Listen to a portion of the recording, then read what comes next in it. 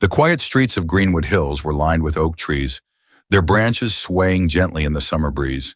The houses, each meticulously maintained, had neat, well-manicured lawns, picket fences, and driveways with SUVs parked in front. It was the kind of neighborhood where everyone waved at each other from their porches, where children rode their bikes, and laughter filled the air during weekend barbecues. To any outsider, Greenwood Hills appeared to be a perfect, peaceful place to live. But as David Bennett stepped out of his car with his wife Lisa and their two children, he felt a slight tension. He couldn't quite put his finger on it, but there was something about the way the neighbors across the street were watching. They weren't hostile stares, but they weren't exactly welcoming either. "Well, this is it," Lisa said, her voice carrying a note of excitement as she looked up at their new home, a charming two-story house with a large front porch. It was everything they had dreamed of: spacious, comfortable, and in a neighborhood known for good schools and family-friendly events. David smiled down at his wife, pushing aside the unease that lingered in his chest. "It's perfect," he agreed, giving her hand a gentle squeeze. Their daughter Alyssa was already darting toward the house, her long braids bouncing as she excitedly called for her younger brother, Kyle, to hurry up. "Come on, Kyle! I bet we have the biggest backyard!" Alyssa shouted, her face glowing with the joy that only a 12-year-old can truly express. Kyle, ever the quiet observer at 7 years old, followed more slowly, clutching his favorite action figure in one hand and glancing around curiously. As the children explored the house, David and Lisa began the process of unpacking. The first day was exhausting, but there was a sense of accomplishment in making their new house a home. By the time the sun was setting, they had managed to set up the kitchen and living room, and David had even fired up the grill for a quick family dinner. Later that evening, as the family sat on the back porch eating burgers and watching the sky turn shades of pink and purple, Lisa turned to David, her expression content but thoughtful. "I think we're going to love it here. It's a fresh start, you know. Just what we needed." David nodded, taking in the calm surroundings. "It's going to be great." A few days later, David decided it was time to introduce themselves to the neighbors. Greenwood Hills was known for its community spirit, and he didn't want to be the family that kept to themselves. He and Lisa had always believed in building strong connections wherever they lived.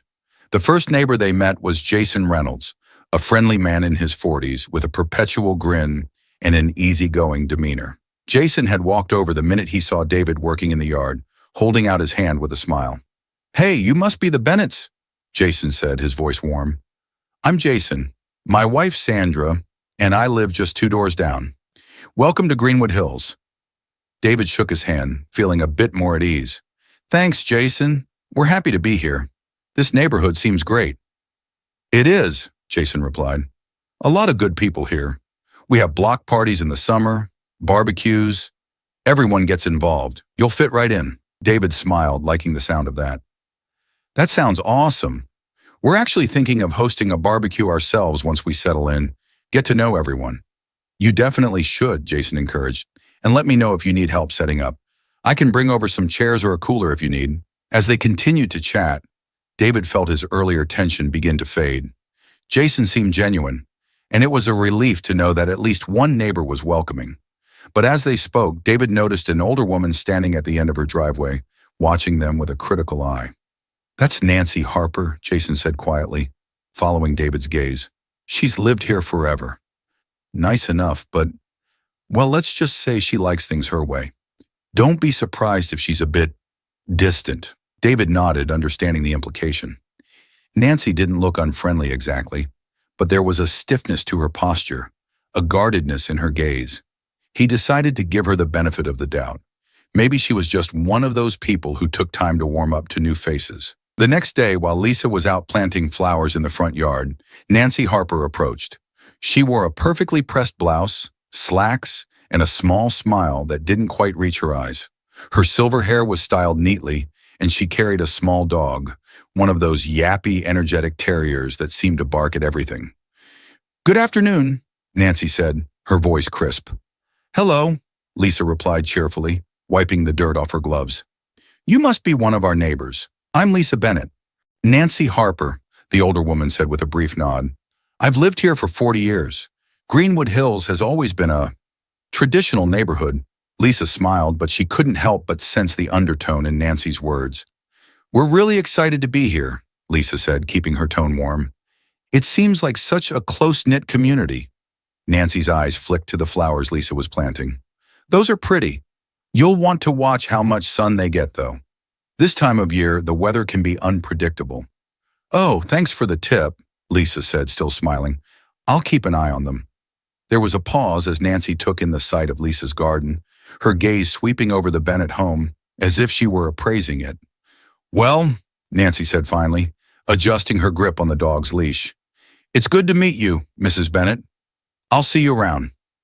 With that, she turned and walked back toward her house, her back straight and her expression unreadable. As Lisa watched her go, she couldn't shake the feeling that something was off. It wasn't anything Nancy had said directly, but there was a distinct coolness in her demeanor, as if she had already formed an opinion about the Bennetts before even getting to know them. That evening, Lisa told David about the encounter. "I don't know," she said, stirring the pasta on the stove. "She was polite, but there was something strange. She doesn't really want us here." David frowned as he set the table. "Jason did say she's a bit old-fashioned. Maybe she just needs time."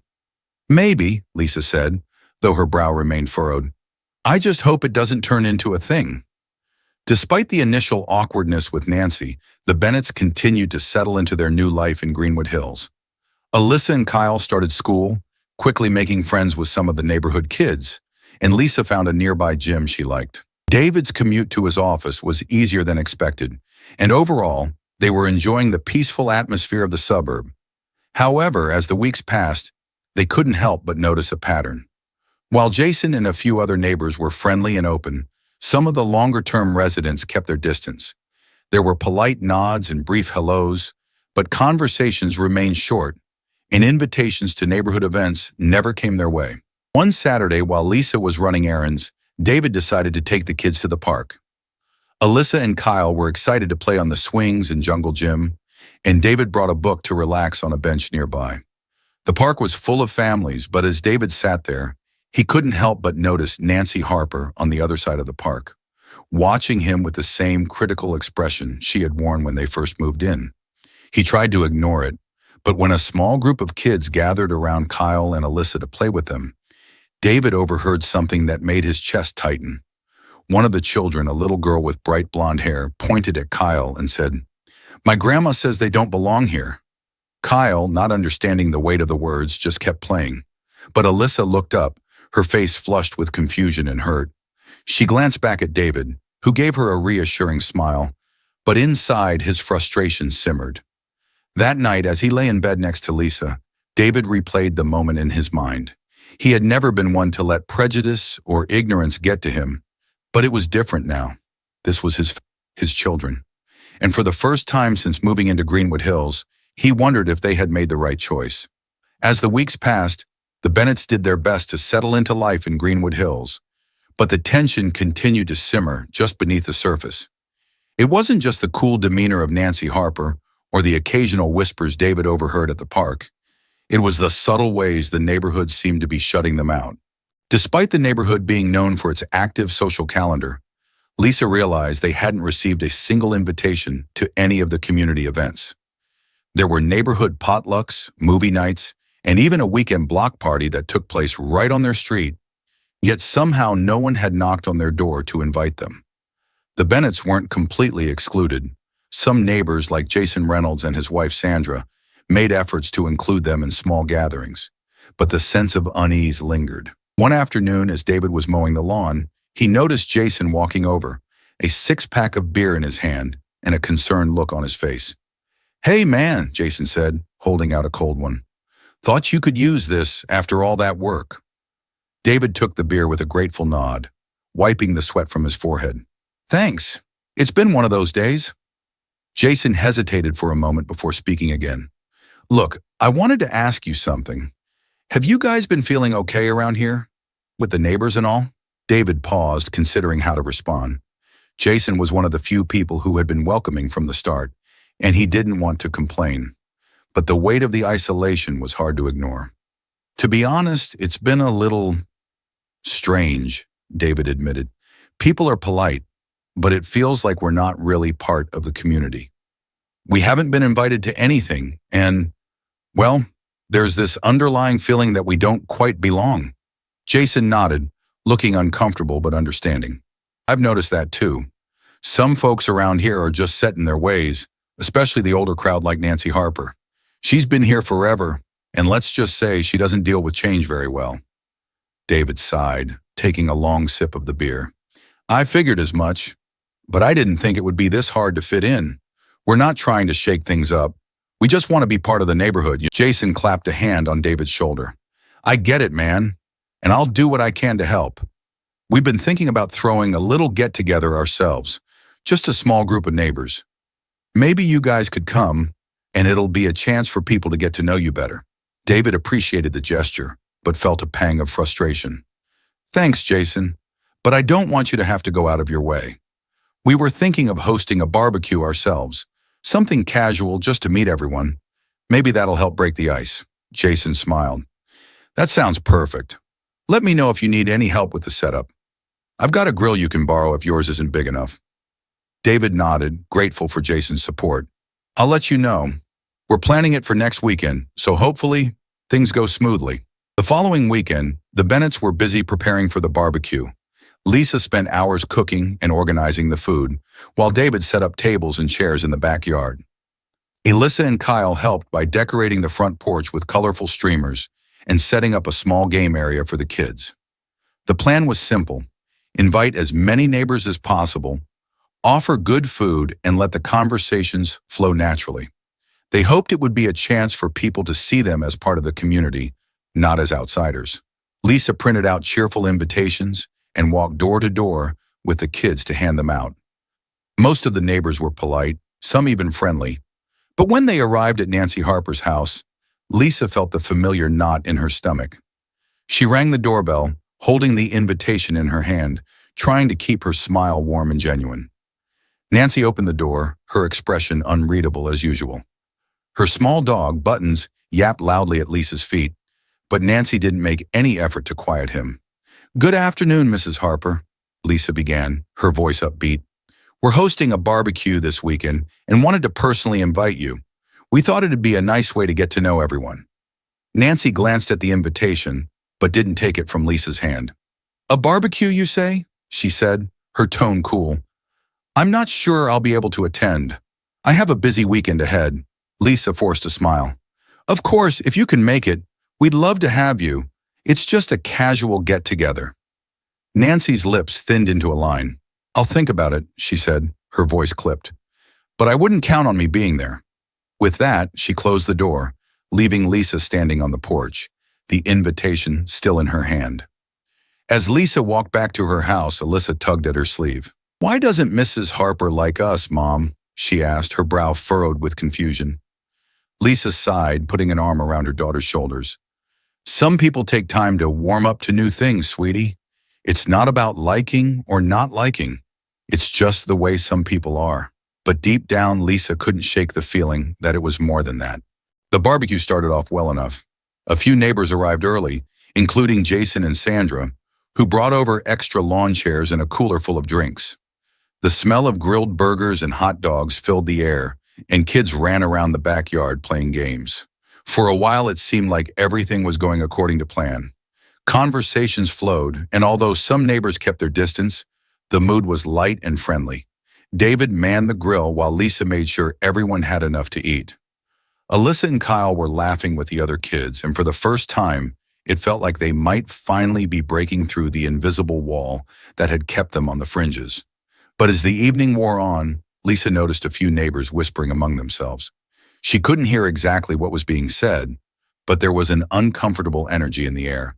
Then, just as David was serving the last round of burgers, a police car pulled up in front of the house, its lights flashing. The entire barbecue seemed to freeze.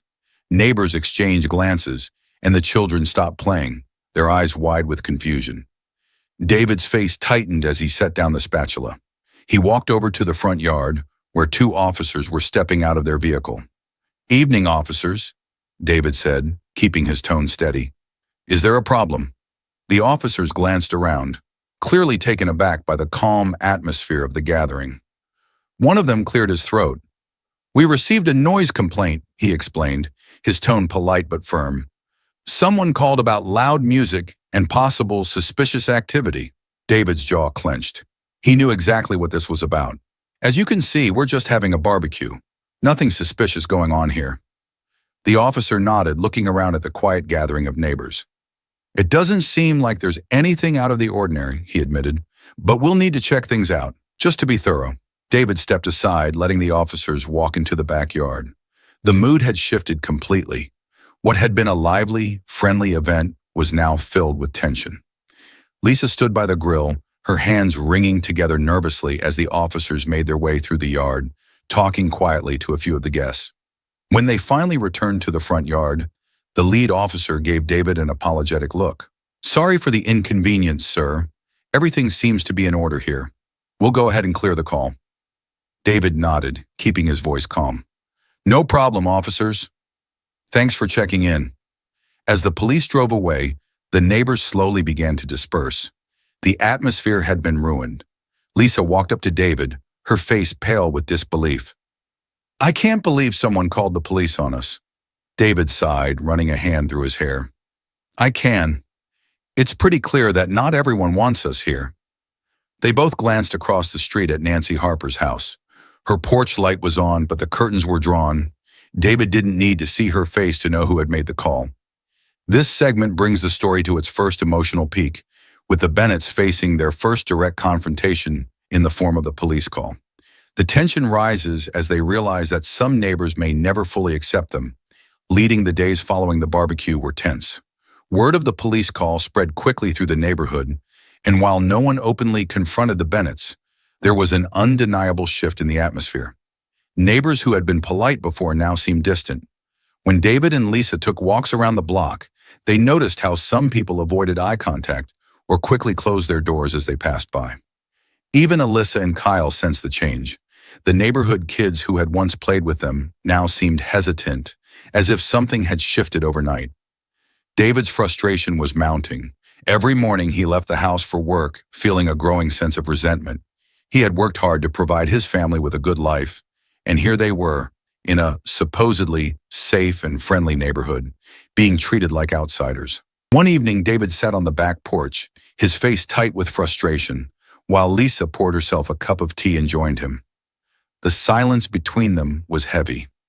"I don't know how much more of this I can take," David finally said, his voice low but filled with tension. "We've done nothing but try to be a part of this community, and look how we're treated." Lisa sighed, setting her cup down on the table. "I know, but we can't just leave. We've invested too much in this house, and the kids are finally starting to adjust to their new schools. We have to figure out how to deal with this." David leaned back in his chair, rubbing his temples. "It's just, no matter what we do, they'll always see us as different." That call to the police wasn't just about noise. Someone wanted to send a message. Lisa placed a hand on his arm, her voice soft but firm. "Then we'll send a message back. We'll keep doing what we're doing. We can't let a few people make us feel like we don't belong here. This is our home now." The following weeks were a difficult time for the Bennett family. Lisa continued to try and stay optimistic, but it was hard not to feel the isolation. Every day she noticed little things, the way some neighbors would turn their backs when she waved, or how invitations to community events never seemed to reach their mailbox. She tried to stay positive for the sake of Alyssa and Kyle, but it was clear that even the kids were feeling the strain. At school, Alyssa was no longer invited to the sleepovers and birthday parties of the neighborhood girls. Kyle, who had always been a bit shy, found it harder to make friends now that the other kids seemed to whisper and point at him when he wasn't looking. The hurt in their eyes broke Lisa's heart, but she didn't know how to fix it. One evening, Lisa was at the grocery store picking up ingredients for dinner when she overheard two women talking in the next aisle. She couldn't see their faces, but their voices were unmistakable. One of them was Nancy Harper. "I just don't understand why they're even here," Nancy was saying, her voice low but filled with disdain. "This neighborhood has always been a certain way, and now it's changing. I'm not saying anything against them personally, but it's just not the same." The other woman, who Lisa recognized as Margaret Hill, a longtime resident, nodded. I know what you mean. Things are different now. I don't like it either, but what can we do? They're not breaking any rules. Nancy huffed. Rules or not, they don't belong here. We've worked hard to keep this community the way it is, and now look at what's happening. It's not just them. It's everything that's coming with them. Lisa felt her stomach tighten, the sting of their words hitting her like a punch. She quickly finished her shopping and left the store, her hands trembling as she loaded the groceries into the car. As she drove home, she wondered how much more they would have to endure before things got better, or if they ever would. One afternoon a few days later, David came home to find Jason Reynolds waiting on his porch. Jason looked uncomfortable, as if he had something weighing on his mind. "Hey, David," Jason said, his voice hesitant. "Can we talk for a minute?" David nodded, motioning for him to sit down. "What's on your mind?" Jason scratched the back of his neck, clearly struggling with what he wanted to say. "Look, I've been hearing some things around the neighborhood. People are talking and I hate to say it, but it's not good. Nancy Harper's been stirring up a lot of trouble, and it's affecting how some of the others see you guys." David clenched his fist but kept his voice calm. "We've noticed." Jason sighed, leaning forward with his elbows on his knees. "It's not right. You and your family don't deserve this. I've been talking to some of the other neighbors, people like us, who don't buy into all that nonsense, and we're thinking of organizing a neighborhood meeting. Maybe if we get everyone together, we can clear the air and stop this thing from getting worse." David raised an eyebrow, his expression skeptical. "You really think that'll work? Nancy's been here forever, and it's pretty clear a lot of people listen to her." Jason shrugged. "Maybe, but I think it's worth a shot. We can't just sit back and let things keep going like this. You guys deserve to feel welcome here, and the only way we're going to fix that is if we confront the issue head on." David sat back, considering the idea. Part of him wanted to avoid stirring the pot any further, but another part of him knew that if they didn't stand up now, things would only get worse. "All right," David said finally. "Let's do it. Let's see if we can get this neighborhood to listen." The meeting was scheduled for the following weekend at the local recreation center. Jason had worked tirelessly to get as many people to attend as possible, sending out flyers and personally inviting neighbors. David was nervous, unsure of how the evening would play out. But Lisa was supportive, reminding him that this was their chance to speak up and address the underlying tensions in the community. On the day of the meeting, David and Lisa arrived early to help set up chairs and make sure everything was ready. Slowly, the room began to fill with neighbors. Some, like Jason and his wife Sandra, offered warm greetings. Others, like Nancy Harper, sat in the back, arms crossed, their faces unreadable.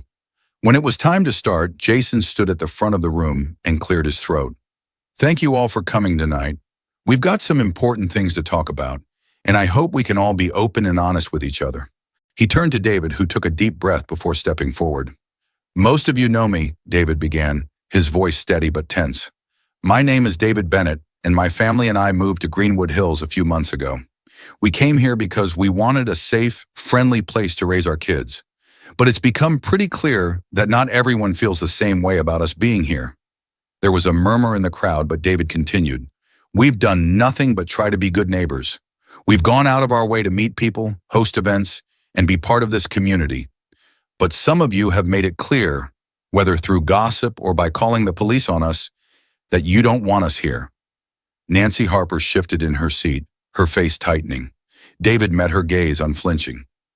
"I'm not here to point fingers or stir up trouble. I'm here because my family deserves the same respect and acceptance as anyone else in this neighborhood. And if we're going to live here, we need to clear the air." The room was silent for a moment before one of the other neighbors, Betty Shaw, a retired teacher, raised her hand. "I think it's time we acknowledge that things have changed in Greenwood Hills. This is a different world than the one it used to be, and that's not necessarily a bad thing. I've known Nancy for years, and I know she means well, but we all need to realize that our community is only as strong as the people who make it up." Betty Shaw's words hung in the air, creating a ripple of murmurs among the crowd. Her calm, measured tone seemed to resonate with some of the neighbors, but others, like Nancy Harper, remained stone-faced. David watched as several people exchanged glances, as if they were deciding whether or not to agree with Betty's statement. David took a deep breath and continued. We're not asking for special treatment. We're asking to be treated the same as anyone else here. We want our kids to feel safe, to make friends, and to grow up in a place where they're not judged by anything other than who they are.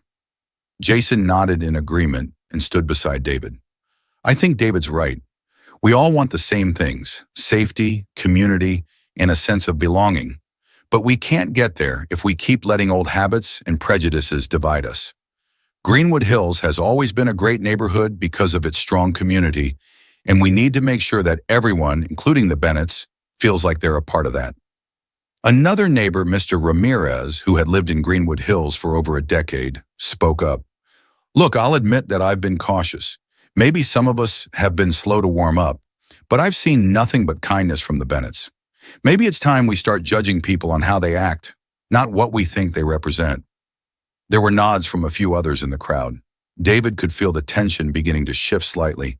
However, Nancy Harper's face remained impassive, her lips pursed tightly as though she was holding back words. Finally, Nancy stood, her hands trembling slightly as she clasped them in front of her.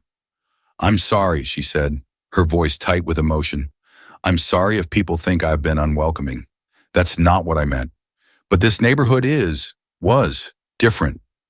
It's always been a place where we knew everyone, where things stayed the same. Now everything is changing, and I'm not sure how to handle it. Lisa, who had been sitting quietly beside David, stood up and addressed Nancy directly. I understand change can be hard, Mrs. Harper. It's scary sometimes. But we're not here to take anything away from you or the neighborhood. We want to contribute, to help make this place even better. We're not so different from you. We want to be good neighbors just like you do. Nancy's gaze softened ever so slightly and she nodded, though the tightness in her expression remained. Maybe I haven't been as fair as I should have been, she admitted. I suppose it's hard for me to see the good in change when all I see are things slipping away. Betty, sensing the moment was crucial, added gently, None of us are perfect, Nancy, but we can't cling to the past forever. We have to move forward and embrace the people who want to be part of our lives. The room was silent again as Nancy stood, deep in thought. Her face softened, just a bit, and she looked at David and Lisa with something that almost resembled regret. I'll try, she said quietly. I'll try to see things differently. Though the community meeting had opened the door for dialogue, things didn't change overnight. There were still cold stares and whispered conversations from a few holdouts, but David and Lisa felt a glimmer of hope. Slowly, a few more neighbors began to approach them, offering small gestures of friendship, a smile here, a nod there. A few weeks after the meeting, something happened that would change everything. It was late October, and a powerful storm swept through Greenwood Hills. The wind howled through the trees and rain pounded against windows. In the middle of the night, a loud crash echoed through the neighborhood, waking David and Lisa from their sleep. What was that? Lisa asked, sitting up in bed, her heart racing. David jumped out of bed and rushed to the window. He could barely see through the rain, but in the distance he saw a large tree had fallen across the street, right onto Nancy Harper's house. Oh my God, Lisa whispered, joining him at the window. We have to check on her. Without a second thought, David threw on his raincoat and ran out the door, Lisa close behind him. The wind whipped at their faces as they dashed across the street to Nancy's house. The tree had crushed part of the roof, and debris littered the yard. David pounded on Nancy's door, shouting her name. After a few tense moments, the door creaked open, and there stood Nancy, her face pale and her body shaking. Are you okay? David asked urgently. Is anyone else in the house? Nancy shook her head, her voice barely audible. I'm fine, just scared. David and Lisa quickly assessed the damage, and it was clear that Nancy couldn't stay in the house that night. You can't stay here, Lisa said, her voice firm but gentle. Come stay with us until we figure this out. Nancy hesitated for a moment, her pride keeping her from accepting help. But another loud crack of thunder shook the house, and she relented. Thank you, she whispered, her voice shaky. I don't know what to do. Back at the Bennett's house, Nancy sat at the kitchen table, her hands wrapped around a cup of tea Lisa had made for her. The tension between the families seemed to dissolve in the warm glow of the kitchen light. Nancy looked around the room, her eyes lingering on family photos of David, Lisa, Alyssa, and Kyle. a faint smile tugging at the corners of her mouth. "I didn't expect this," Nancy said softly, breaking the silence. "I didn't expect kindness from you. Not after the way I've treated your family." David sat across from her, his expression gentle but firm. "We're all human, Mrs. Harper. We all make mistakes, but it's never too late to make things right." Nancy stared into her cup, her voice quivering with vulnerability. "I've been so scared of losing everything I've known, my home, my sense of belonging. When I saw things changing around me, I felt powerless." Lisa reached across the table and gently touched Nancy's hand. "Change doesn't have to be bad, Nancy. You're not losing anything. You're gaining a community that can grow and be even stronger. We want to be a part of that, but we can't do it alone." Nancy blinked, tears welling in her eyes. For the first time, she allowed herself to see the Bennetts not as outsiders, but as good people who had only ever wanted to belong. "I'm sorry," she whispered, her voice barely audible. "I've been wrong about you." David smiled softly. "We all have things to learn, Mrs. Harper. What matters is that we keep trying." Word of David and Lisa's actions during the storm spread quickly through the neighborhood. Neighbors who had been on the fence about the Bennetts began to see them in a new light. Even those who had been distant started to soften. The storm, while destructive, had brought a kind of clarity to Greenwood Hills. A reminder that community wasn't about who had been there the longest, but about how people came together in times of need. Nancy Harper, once the staunch gatekeeper of the old neighborhood, began to change. She became more involved in community events, joining in where she had once held back. She even invited the Bennetts over for tea one afternoon, a quiet gesture of reconciliation that meant more to David and Lisa than she could ever know. The Bennetts, too, found their place in Greenwood Hills. David became active in the neighborhood association, helping to organize events that brought people together. Lisa started a community garden project that encouraged neighbors to work side by side, growing vegetables, flowers, and friendships. As the weeks turned into months, the Bennetts no longer felt like outsiders. They were part of the fabric of Greenwood Hills, a neighborhood that had grown and evolved in ways that no one could have predicted. The bonds that had once been strained now held strong, and the future of the community seemed brighter than ever. In the aftermath of the storm and Nancy Harper's quiet reconciliation with the Bennetts, the entire atmosphere in Greenwood Hills seemed to shift. It wasn't immediate, but little by little, the invisible walls that had once kept David and Lisa on the outside began to crumble. Neighbors who had once only offered polite nods or brief hellos started to engage more. Invitations to block parties and community events finally began to appear in their mailbox. The neighborhood's transformation wasn't just because of one event. It was the result of many small actions that slowly knit the community back together. One of those moments came during a town meeting just a month after the storm. David had been hesitant about attending. After all, he had made his point at the last meeting, and while some neighbors had responded well, he didn't expect too much change in the long term. But Jason convinced him to go, telling him that it was an important gathering, one that could potentially help solidify the progress they'd made. The room at the recreation center was packed. People stood chatting in small groups, but the mood was different this time. There was more energy, a sense of openness that hadn't been there before. When the meeting officially started, Betty Shaw, who had taken on a leadership role in the community association, stood at the front of the room and cleared her throat to get everyone's attention. "We've had some hard times recently," Betty began, her voice steady. "We've been challenged as a neighborhood, but I think we've also been given an opportunity, a chance to come together in ways we hadn't before." She gestured to David, who was sitting in the front row. David Bennett, along with his family, has been an example of what it means to be part of a community, even when that community hasn't always been kind to them. I think it's time we officially recognize the positive changes that they've brought to Greenwood Hills. The applause started slowly, but within moments it filled the room. David felt a rush of warmth in his chest as he stood, nodding his thanks to the neighbors around him. It was a moment of validation, proof that his family's perseverance had paid off. Betty continued, smiling at the room. "We've also got a new project coming up, one that I think will bring all of us closer together. David and Lisa Bennett have agreed to spearhead a community garden project. It'll be a space where anyone in the neighborhood can grow their own vegetables and flowers, and it'll give us all a chance to work side by side. The crowd murmured excitedly. The idea of a community garden had been discussed before, but it hadn't gained much traction.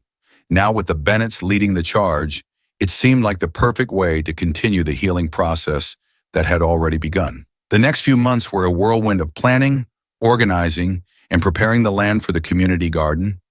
David, Lisa, and Jason worked tirelessly to rally volunteers, gather supplies, and reach out to local businesses for donations of tools and plants. To their surprise, Nancy Harper was one of the first to offer her help, showing up with gardening gloves and a determined expression. "I may not know much about planting," Nancy said with a wry smile, "but I can certainly help with pulling weeds and making sure things are organized." Lisa smiled warmly at her. "We're happy to have you, Nancy. Every bit helps." Over the next several weekends, the neighbors of Greenwood Hills came together to clear a plot of land in the local park. Families, children, and even older residents like Betty and Nancy pitched in. The work was hard, but the camaraderie made it feel like less of a chore. Slowly, the garden began to take shape, with raised beds for vegetables, a small herb section, and a flower garden that brightened up the space. For Lisa, the garden became more than just a project. It was a symbol of hope. Watching the neighbors who had once kept their distance, now working side by side, laughing and sharing stories, filled her with a deep sense of pride. Alyssa and Kyle were there too, eagerly helping to plant seeds and water the flowers, their faces glowing with excitement. On one of the last work days, David stood back and took in the scene. Children running around, their hands covered in dirt. Jason showing a group of volunteers how to build trellises for climbing plants, and Lisa laughing with Nancy as they organized the tools. This was what he had always wanted, a community that not only accepted them, but embraced them. By late summer, the garden was in full bloom. Vegetables sprouted from the earth, flowers blossomed, and the air was filled with the scent of fresh herbs. The neighbors decided to host a harvest festival to celebrate the garden's success. The event would feature food, music, and stalls where neighbors could sell or trade their homegrown produce. The festival day was perfect, with the sun shining brightly and a cool breeze drifting through the park. Tables were set up, and each was covered with colorful displays of vegetables, homemade jams, and flower bouquets. A local band played soft music in the background, and children raced around, their laughter filling the air. David and Lisa stood at the center of it all, watching with pride as neighbors from all walks of life came together. Nancy Harper, who had once been the face of resistance in the neighborhood, was now sitting at a booth selling fresh herbs she'd grown herself. She smiled at everyone who passed by and even waved to Lisa when their eyes met.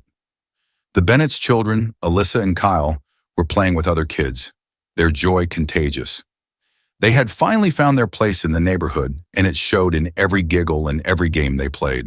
As the festival continued, Betty Shaw stood up and made a short speech, her voice filled with warmth and pride. "This garden is proof that when people come together, amazing things can happen. We've been through a lot as a neighborhood, but we're stronger for it. And I think we all owe a huge thank you to David, Lisa, and their family for leading the way." The applause was loud and genuine. David and Lisa exchanged a smile, their hearts full. This moment, the celebration, the community, the friendships, was everything they had hoped for when they moved to Greenwood Hills. As the years passed, Greenwood Hills continued to thrive. The community garden became a central part of the neighborhood, not just for growing food, but for growing friendships. David and Lisa remained active in the neighborhood association, organizing events and encouraging others to get involved. They had found their place not just in Greenwood Hills, but in the hearts of the people who lived there. Nancy Harper, once the antagonist in their story, became one of their closest allies. She had transformed in ways no one expected, becoming a vocal supporter of inclusivity and community engagement. She often reflected on how the Bennetts had taught her the value of kindness, understanding, and embracing change. For David and Lisa, the journey had been long and difficult, but it was worth every struggle. Their children had grown up in a neighborhood that had once seemed hostile, but now felt like home. Greenwood Hills had become more than just a place to live. It had become a true community, bound together by the strength of its people. As they stood in their garden, watching the sunset over the colorful blooms, David wrapped his arm around Lisa's shoulders. "We did it," he said softly. "We made this place our home." Lisa smiled, resting her head on his shoulder. We didn't just make a home, she whispered. We built a community. And in that moment, surrounded by the fruits of their labor and the love of their neighbors, they knew that no matter what challenges lay ahead, they had already won.